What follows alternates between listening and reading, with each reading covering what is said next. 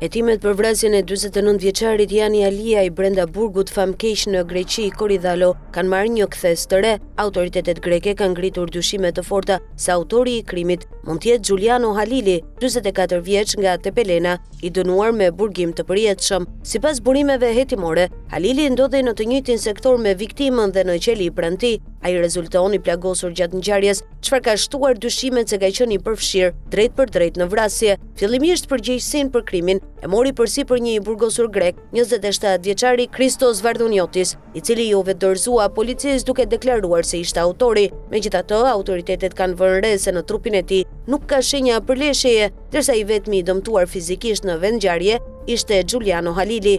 Burime e pranëtimit bëjnë me dije se brenda komunitetit të burgjeve është përfolur që në orët e para pas ngjarjes se Halili është autori real, ndërsa i burgosur i grek dyshohet se është paguar ose kërcënuar për të marrë përsipër fajin. Këto informacione kanë shtyrë policinë greke të thellojë hetimet dhe të rishikojë versionin fillestar të ngjarjes, ndërkohë burime të tjera bëjnë me dije se Jani Aliaj ishte përmendur prej vitesh në dosje hetimore si personi dyshuar për përfshirje në përplasjet e të ashtu quajturës mafia greke, megjithëse këto dyshime nuk u provuan kurrë zyrtarisht. Giuliano Halili, i njohur edhe me Nofkën Niko, konsiderohet si një prej personazheve më të rrezikshëm të botës së krimit në Greqi.